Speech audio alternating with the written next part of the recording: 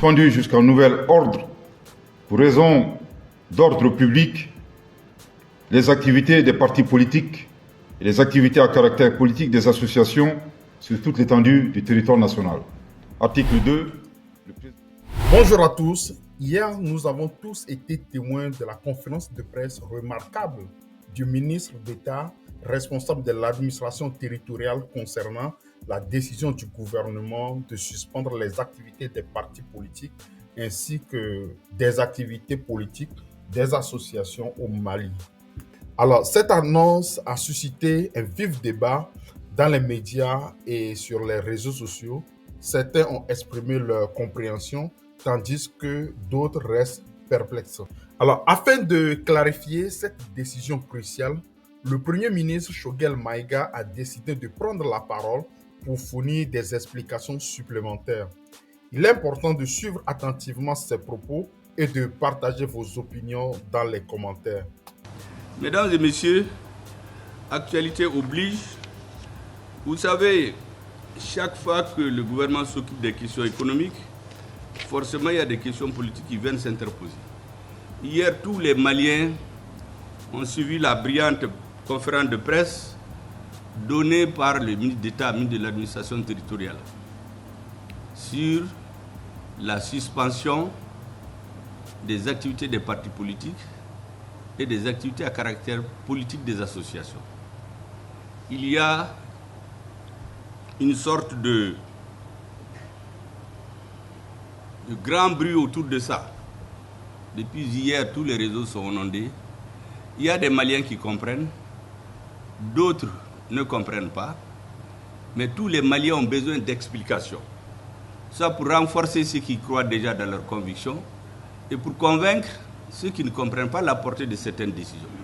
Parce que vous savez, au Mali, on est habitué à dire la démocratie, en pensant que sous le couvert de la démocratie, tout est possible.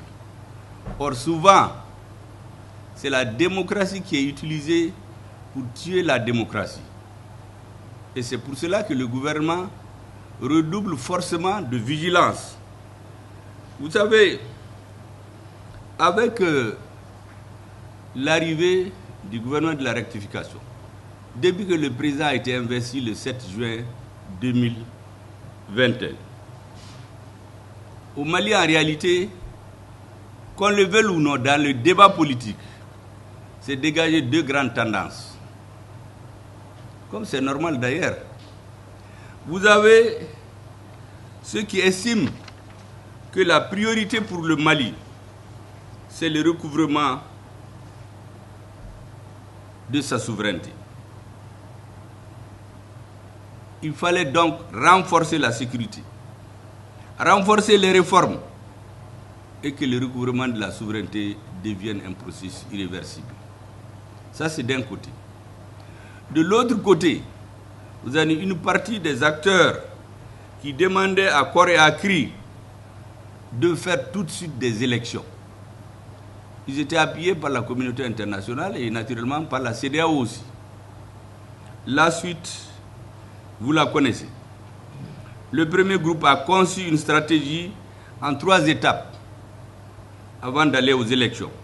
La première stratégie consiste à concevoir la démarche qu'il faut pour recouvrer la souveraineté de notre pays. Depuis ce moment, il y avait des divergences, elles ont persisté. Donc c'est important que les Maliens comprennent cela. Ensuite, nous avons passé à la mise en œuvre de la politique de recouvrement de notre souveraineté. J'ai l'habitude d'expliquer aux autres qu'au Mali, il y avait un moment où des parties de notre territoire étaient interdites à notre armée. Où notre armée ne pouvait même pas payer des lunettes, des simples lunettes à vision nocturne. Donc il fallait forcément mettre en œuvre une stratégie pour recouvrer cette souveraineté. On avait 50 000 forces étrangères sur notre territoire. Le terrorisme ne fait que gagner du terrain. Ça nous a amené à la conclusion que ces forces n'étaient pas là forcément pour la paix, Il y a même un président africain qui s'est dédié après, qui disait en 2009 qu'il ne comprend pas que le nombre de forces armées, je ne dis pas forces étrangères, forces armées étrangères et maliennes réunies, font 50 000 en 2019. Et le terrorisme est allé de l'extrême nord du Mali, a pris 80%. Mieux ou bien pire, c'est aller juste dans les pays limitrophes, juste dans la zone du Golfe. Or, il y avait MINUSMA, Barkhane, G5 Sahel, Takuba, EUTM, ECAP Sahel et que sais-je encore. Donc manifestement, il fallait s'interroger sur le sens de leur présence. Le Mali a tiré les conséquences et nous avons recouvré. La mise en œuvre du processus de recouvrement consiste d'abord à se séparer de ces différentes forces, à donner tous les moyens à notre armée pour qu'elle soit seule maître sur notre territoire. Et le Mali a recouvré l'intégrité territoriale et la souveraineté sur l'ensemble du territoire national. Ça, c'est la mise en œuvre. Maintenant, l'étape suivante, c'est la consolidation de ce processus. Là aussi, les mêmes débats ont réapparu. Parce que tant qu'on était à la première phase, il y avait les débats. Fallait-il, oui ou non, renforcer l'armée? Quand on a pris Kidal, tout le monde s'est tué. Avant ça, j'ai rappelé que quand il y a eu les attaques barbares du bateau de Tombouctou, la CEDEAO s'est réunie, elle n'a même pas parlé. Au niveau du Conseil de sécurité, on n'a même pas pu adopter une lettre de condoléances au président du Mali. Donc, ça veut dire que les vies humaines des Maliens, pour certains, ne valent pas grand-chose. Et donc, le gouvernement a décidé que la phase de stabilisation, après l'élaboration de la stratégie et sa mise en œuvre de recouvrement de l'intégrité de notre pays et de la souveraineté, que la phase de stabilisation doit atteindre un point de non-retour en arrière. Un point suffisamment stable pour pouvoir organiser des élections. Dès que le Mali a recouvré l'intégrité de son territoire et sa souveraineté, le président de la transition immédiatement a tiré les conséquences d'ordre politique, d'ordre historique et d'ordre stratégique, qui consiste à dire qu'il ne suffit pas de conquérir par la force des territoires. Il faut la gestion. Le président a mis en place le comité de dialogue intermalien. Donc, les résultats du travail de ce comité, plus l'atteinte du niveau de stabilisation de la souveraineté du pays, sont les conditions sine qua non pour fixer la date d'une élection. Et donc, pendant que ces deux processus sont en cours, les Maliens doivent comprendre que l'existence de notre nation doit nous conduire à aider ces deux processus à arriver à leur terme. Vous savez, dans chaque pays, on tient compte de la réalité pour décider.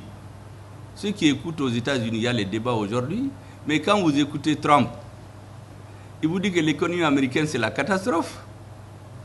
Quand vous écoutez le président au pouvoir, il vous dit que l'économie ne s'est jamais bien portée que cette année. Donc les citoyens ont toutes les versions pour analyser et décider. Eh bien, le Mali, c'est la même chose. Ceux qui sont décidés à faire en sorte que le processus de recouvrement de la souveraineté du Mali arrive à un point de non-retour avant d'arriver à quoi que ce soit. Que le dialogue intermalien dépose ses conclusions auprès du chef de l'État. Parce que c'est une sorte d'assise bis. Et que c'est la combinaison de ces deux solutions qui permettront au gouvernement de décider quand est-ce qu'il doit aller aux élections. Ça, c'est une partie des Maliens. Mais il y a d'autres qui, dès le départ, ont dit faisons des élections. Le recouvrement de la souveraineté, ce n'était pas leur problème. On a recouvré la souveraineté. Maintenant, ils disent qu'il faut aller aux élections. Imaginez-vous les soldats qui sont en train de se battre sur le terrain. S'il y a des remous politiques pour les démobiliser. On a vécu ça au Mali. La réalité, c'est que nous tirons les leçons de l'histoire récente de notre pays. En 2012, vous vous rappelez très bien, pendant que les soldats mouraient sur le terrain, il y avait des activités politiques, des meetings pour dire aux soldats de décrocher, de ne pas se battre. Et ça contribue à la démoralisation de nos militaires. Ça, ce n'est un secret pour personne. Des manifestations dans les villes, pendant que d'autres se tuaient. Deuxièmement, aujourd'hui, nous savons qu'il y a une stratégie d'encerclement des pays de l'AES. Tout ce qui se fait contre nous, on le sait, on analyse. Vous voyez l'élongation des attaques. Menaka, Kai, Sikasso, le centre pour disperser nos efforts. Vous voyez, quand on déloge les gens de leur sanctuaire, ils se retrouvent dans un petit coin et ils dérangent les autres. Prenez le cas de Menaka. Malgré tout ce que l'armée fait pour escorter les céréales, les terroristes qui se sont réfugiés en Drambokan, c'est eux qui terrorisent la population. Donc le rôle de l'État, c'est de poursuivre, juste dans leur dernier retranchement, tous les terroristes. D'ailleurs, le pays auquel souvent ils se réfèrent, la France, quand ils ont repris, De Gaulle a repris le pouvoir en 1945, dans le gouvernement d'union qui était installé, la première mission, c'est de nettoyer le pays de toutes les poches du fascisme. Ensuite, il y a les questions économiques qui suivent. Donc dans notre pays, aussi longtemps que nous n'avons pas atteint un niveau de stabilisation aussi forte, le processus de recouvrement de l'intégrité de nos territoires, de la souveraineté, n'a pas atteint le point de non-retour. Et il y a des ennemis du Mali qui comptent sur ça. Et ils comptent effectivement sur la situation politique intérieure du Mali pour aller nous amener dans une sorte d'angélisme démocratique. Au nom de la démocratie, on peut s'organiser, demander aux soldats de décrocher, demander de faire des élections pour amener un président faible sur lequel il va avoir les pressions. Or, l'équipe actuelle qui est là travaille dans l'intérêt de la majorité des Maliens. Donc, l'appel que je voulais lancer à toutes les forces qui soutiennent la transition, c'est de comprendre que cette démarche, elle est d'ordre public. C'est pour la sécurité de notre pays. C'est pour que les acquis atteints ne peuvent plus, on soit à un point de non-retour. Ce n'est pas pour autre chose. C'est important qu'ils comprennent. Pour les autres Maliens qui ne sont pas dans cette logique, il faudrait leur expliquer pour que ceux qui ne comprennent pas les enjeux les comprennent. Les enjeux aujourd'hui, c'est d'atteindre le point de non-retour dans le processus de stabilisation de notre pays, de permettre au comité de dialogue intermalien de travailler tranquillement et de poser son rapport. Vous imaginez la première fois où les Français nous ont laissés en plein vol, en juin 2021. L'argument c'était quoi? C'est de dire qu'eux ils s'en vont parce que l'État malien a décidé de négocier avec les terroristes. Parce que c'était le moment où il y a des villageois qui faisaient des négociations séparées pour avoir la paix. C'était ça l'argument. Parce que beaucoup oublient cette partie de l'histoire. On dit qu'on a renvoyé les Français. C'est eux qui ont dit qu'ils partent. Comment vous pouvez comprendre qu'aujourd'hui, au moment où il y a le dialogue intermalien, des Maliens nous disent allez-y négocier avec les terroristes qui ont assumé l'assassinat des populations de Gao dans le bateau Tombouctou. Tout ça, c'est au nom du débat politique. Mais ça, c'est de l'angélisme, c'est pour nous tromper. À la tête du gouvernement de la transition, j'ai dit aux ambassadeurs ici que les uns et les autres comprennent très clairement que ceux qui dirigent le Mali aujourd'hui, ils ont un coefficient intellectuel largement au-dessus de la moyenne de ce qu'ils pensent. Personne ne va nous tromper. Personne ne va venir sous des discours angéliques déstabiliser notre pays. Nous connaissons déjà cette histoire. Il y a même des acteurs qui se sont spécialisés dans ça. On n'a pas besoin de les nommer, les Maliens les comprennent, les savent. Au moment où il y avait les attaques au nord, les soldats mouraient, il y avait des meetings à la place de l'indépendance pour demander aux soldats de décrocher. Tout le monde se rappelle, on poussait les mères à téléphoner à leurs enfants pour leur dire mais il ne faut pas vous battre, ce n'est pas la peine. Mais ceux qui font ça, c'est sous le couvert de la démocratie. C'est la même chose. Je voudrais donc que les Maliens comprennent très bien. Ce n'est pas une initiative du ministre d'État qui s'est levé pour suspendre ses activités. C'est la prise de conscience profonde de toute l'équipe qui dirige face à sa mission historique de mener le peuple malien au bon port. Qu'aucun bruit ne vienne nous déstabiliser. Aucun discours démagogique et angélique ne vienne nous tromper pour qu'on se trompe d'adversaire, d'époque et exactement et surtout de la mission qui nous est fixée. Je voudrais que cela soit compris de tout le monde, que ce n'est contre personne. La preuve, c'est que tout le monde est frappé du même bâton. On n'a pas choisi des partis, des associations proches du gouvernement de transition et d'autres non. C'est tous les Maliens. Donc c'est une mesure d'ordre général, comme le ministre l'a dit, pour une question d'ordre public. Je voudrais vraiment que cela soit très clair pour tout le monde. Alors, suite à ça, plusieurs personnes de la société civile ont également donné leur point de vue sur la question que je trouve vraiment très intéressante et que j'aimerais partager avec vous. Ensuite, vous pouvez nous donner votre avis en commentaire. Et on se dit à très bientôt. En 30 ans de démocratie, moi je n'ai rien vu de positif. Des organisations d'élections où on considère le peuple comme le bétail électoral jusqu'à la gestion calamiteuse du pays pendant tout ce temps-là, je n'ai rien trouvé de bon avec la démocratie. Mais qu'à cela ne tienne, je pense que la liberté d'expression quand même a été chèrement acquise. On aurait dû quand même se passer d'une telle décision. C'est une sage décision pour moi. Jusqu'à présent, le pays n'est pas encore stable. Après la stabilité, les partis politiques peuvent revenir.